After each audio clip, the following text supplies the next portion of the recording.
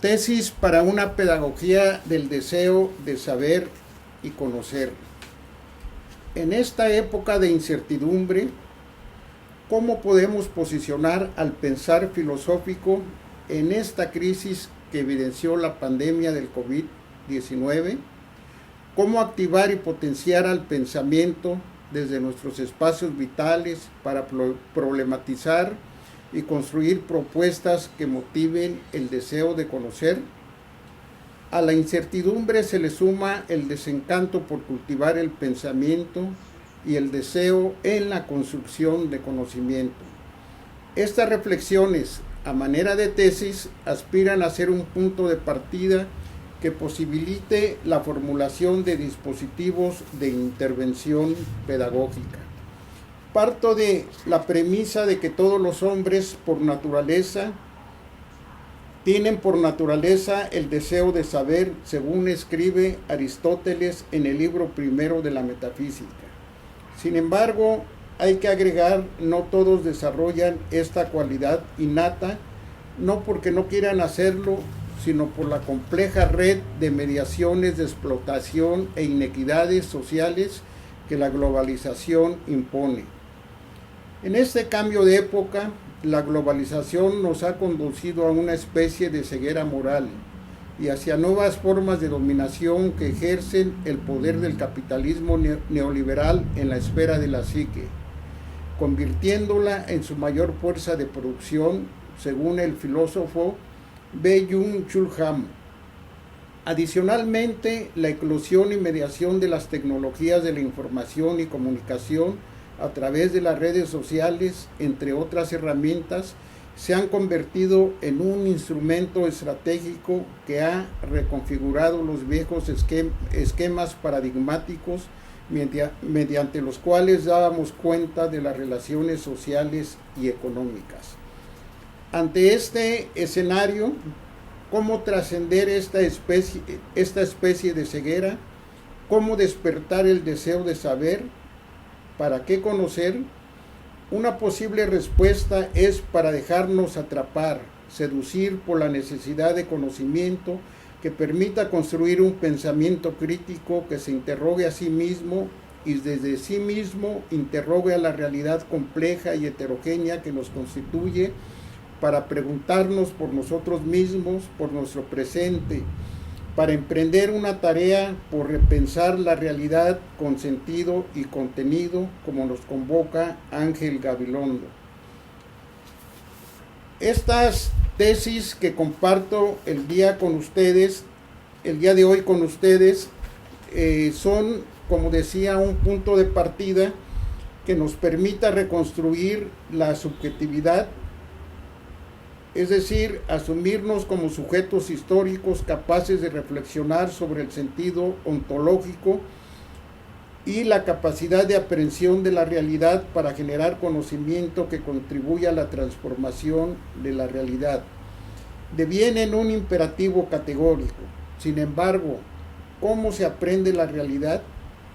A partir de asumirnos y colocarnos como sujetos constructores de realidades, haciendo uso de la autonomía y libertad para elegir el camino a seguir, de construir las certezas y desparametralizarnos de los destinos manifiestos o preestablecidos, sea en las ideologías, los dogmas o teorías absolutas. La construcción de una propuesta de intervención pedagógica que despierte el deseo de conocer permitiría trascender esta especie de servidumbre voluntaria. El contenido de esta reflexión entonces está integrado por 5 tesis. Vale decir que utilizo el concepto de tesis como proposición y colocación de una idea fuerza. A las tesis, un síntoma se esparce por el mundo, la desolación, el desencanto y el vacío. Le sigue la agonía del deseo, despertar y seducir al deseo, el placer de desear, el deseo y la voluntad de conocer. Primera tesis. Un síntoma se esparce por el mundo, la desolación, el desencanto y el vacío. Una lectura de la realidad social nos advierte que un síntoma recorre y se esparce por el mundo: la desolación, el desencanto y el vacío del sujeto.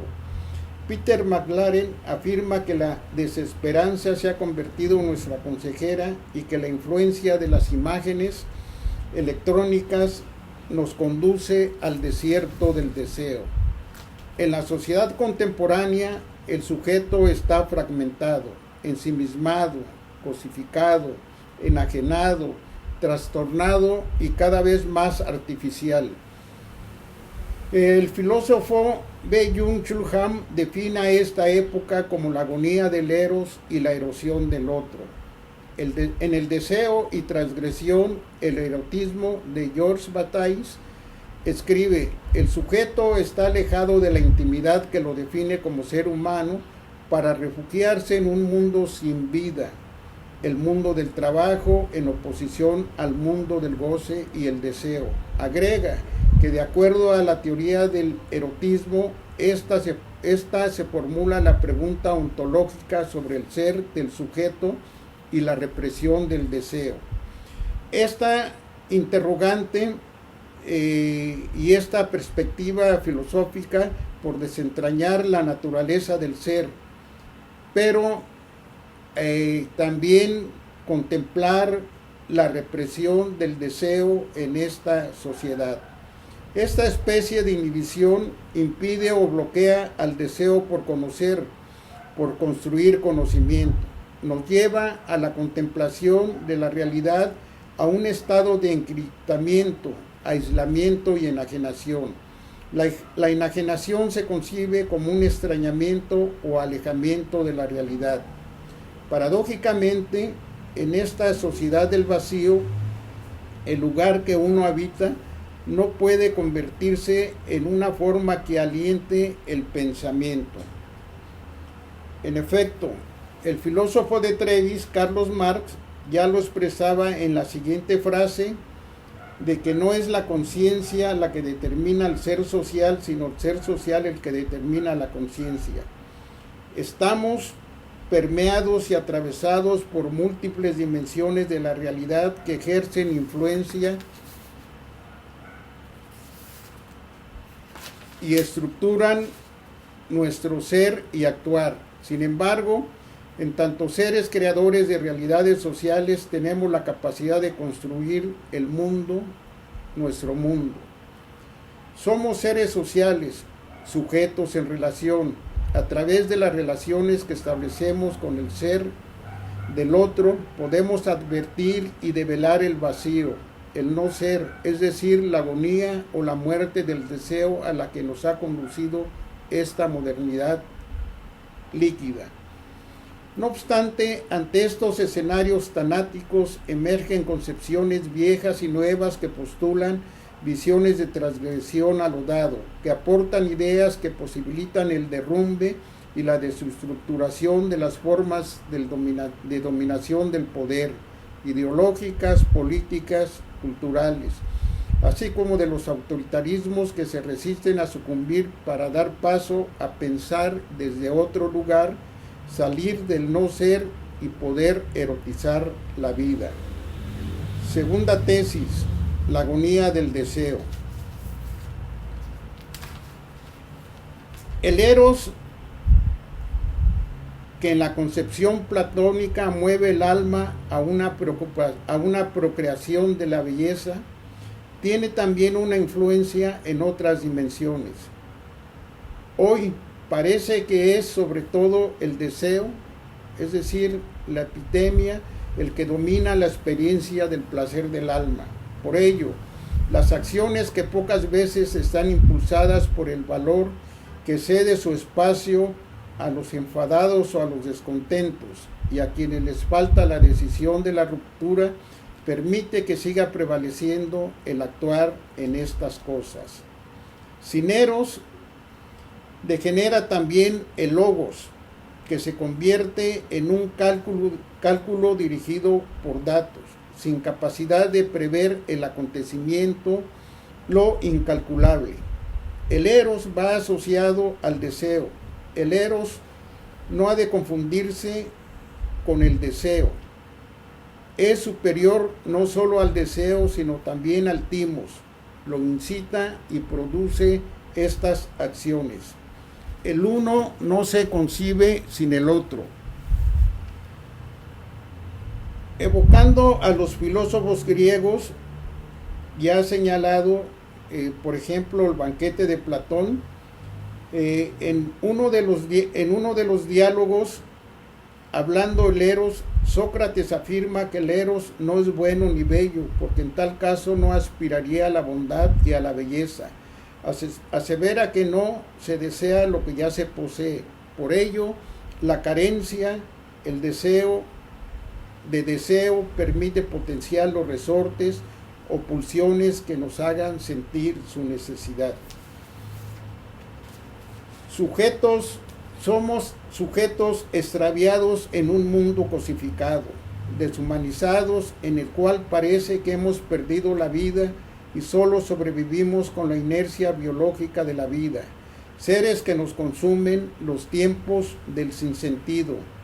En la inmanencia del deseo, Mariela Oliva nos interroga, ¿cómo se manifiesta en su determinación esta subjetividad material que es el deseo y su cuerpo? ¿Cuál es la potencia y qué significa que ésta se exprese necesariamente por su capacidad de afectar y de ser afectado? En esta época de la impronta de la tecnología en todas sus dimensiones de la vida, en donde la vorágine de la información y productos que hacen nuestro día a día resulta un espíritu famélico, sin nada que anhelar en su horizonte. El deseo se va desvaneciendo, volatilizando como la vida misma. Es quizá un síntoma de nuestros tiempos. No deseamos nada y andamos así al final del deseo. ¿Será que ya no hay tiempo para pensar el presente? Tercera tesis: despertar y seducir al deseo. ¿Por qué nos sometemos a lo que no deseamos? ¿Es posible vivir sin atender a nuestros deseos? Son preguntas que permanentemente nos interpelan, y para no quedarnos en las preguntas es necesario expresar los deseos que están latentes y presentes. El deseo se concibe como todas las formas de voluntad o ganas por vivir, crear, amar. Es la voluntad, las ganas de inventar otra sociedad, tener otra percepción del mundo, otro sistema de valores. Es un modo de producción de algo, de construcción de algo. ¿Cómo despertar el deseo? ¿Cómo escucharlo? ¿Cómo interrogarlo? Despertar al deseo implica un acto de seducción. ¿Cómo seducir entonces al deseo? Baudrillard sostiene que para que el cristianismo, en su visión del mundo y de la vida, la seducción es siempre la del mal, pero también es un artificio del mundo. Cito: la seducción nunca es del orden de la naturaleza, sino del artificio, nunca del orden de la energía, sino del signo y del ritual. Por todo ello, todos los grandes sistemas de producción y de interpretación no han cesado de excluirla del campo conceptual. Afortunadamente para ella, pues desde el exterior, desde el fondo de este desamparo, continúa atormentándonos y amenazándonos de hundimiento. Cierro la cita. Desde el desamparo conceptual, la seducción ha tenido muchas lecturas y diversos lenguajes. Uno de ellos es la palabra escrita. La escucha de la palabra es un acto que inaugura la relación con el otro. Es, a decir de Roland Barthes, la voz que nos permite reconocer a los demás y nos da indicios sobre su forma de ser, sus alegrías y sufrimientos. El deseo está asociado a una carencia y es latente, presente en los ámbitos que constituyen al sujeto. Cuando se agota en la demanda, cuando opera sin restricción, se queda sin realidad. Al quedarse sin imaginario, está en todos lados. El deseo está asociado con la carencia o ausencia. En el banquete de Platón, Diotima expresa que el deseo es hijo del recurso y de la carencia. Estamos ante un enorme desafío. ¿Cómo despertar y seducir al deseo? Cuarta tesis, el placer de desear. Nietzsche, fuente de inspiración de Deleuze y Foucault, escribió en torno al placer y al deseo. El placer es más profundo que el dolor porque quiere permanecer. También expresó que el hombre desea desear. Reflexionar en torno al deseo que nos habita no es recurrente, sino que es algo que tenemos que alentar para que el deseo sea investido por los discursos y dimensiones de la realidad, ya que la lógica del poder no lo permite.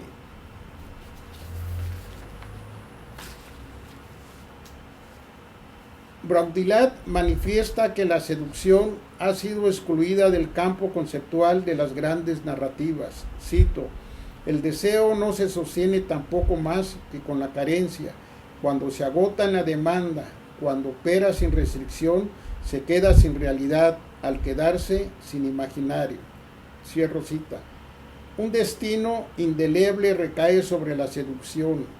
Esta maldición ha permanecido a través de la moral y la filosofía. Hoy, mediante el psicoanálisis y la liberación del deseo, que paradójicamente ha quedado en la sombra. ¿Cómo sacar al deseo de la sombra y construir el placer de desear? ¿Cómo hacer del placer un placer por conocer? Quinta tesis, el deseo y la voluntad de conocer. Se puede interrogar al deseo. ¿He podido escuchar el deseo de los otros? ¿He perseguido sus ritmos? ¿He tomado en cuenta sus signos? ¿He deseado en alguna medida el deseo de que de diversas maneras atraviesa las relaciones, los silencios? Atender el deseo del otro daría paso a pensar el vínculo entre pedagogía y deseo.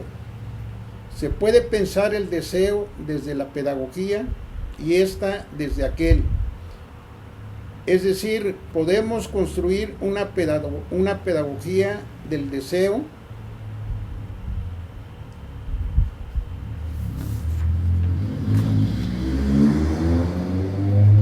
la objetivación de los silencios, de la ausencia del deseo, del vacío del deseo y la insatisfacción de los sujetos en esta sociedad contemporánea.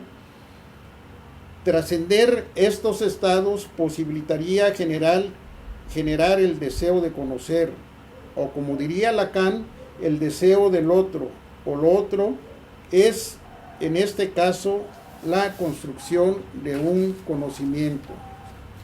Recapitulando, escuchar el deseo de los otros, atender su deseo, es un punto de conexión de nuestros saberes y discursos para comprender o conocer algo que nos es incomprensible e inaccesible. Ello permitiría vivir la llama del deseo.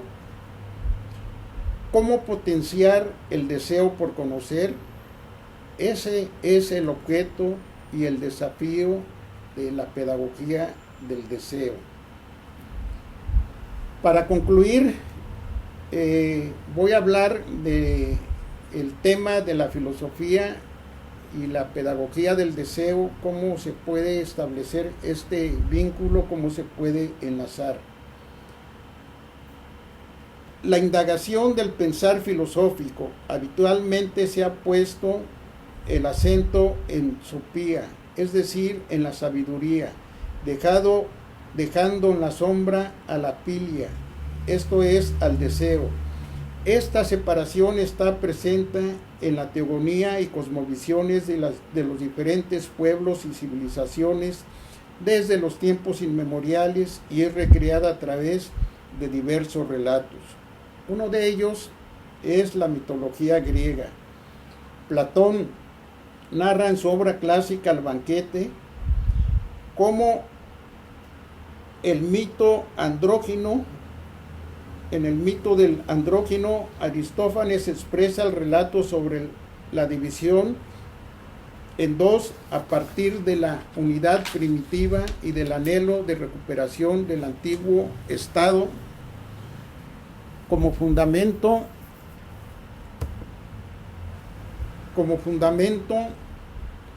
del amor. Se relaciona a esta última instancia con las teorías acerca del uno y la diada. En esta perspectiva, el deseo se presenta como carencia, evocación de una completud perdida, incompletud que va configurando al deseo como ausencia. El sujeto deviene en un sujeto deseante. Para otras concepciones y narrativas, como las del sociólogo y filósofo Jean-François Lyotard, el deseo es resultado de una especie de mutilación, de separación, producto de una ausencia y constante búsqueda del otro. En ¿Por qué filosofar? Lo expresa de la siguiente manera, cito: el deseo es el movimiento de algo que va hacia lo otro como hacia lo que le falta a sí mismo. Eso quiere decir que el otro está presente en quien desea y lo está en forma de ausencia. Quien desea ya tiene lo que le falta, de otro modo no lo desearía, y no lo conoce, puesto que el otro tampoco lo desearía. Lo esencial del deseo estriba en esta estructura que combina la presencia y la ausencia. La combinación no es accidental, existe el deseo en la medida que lo presenta como ausente a sí mismo o ausente del presente. Cierro la cita. En este movimiento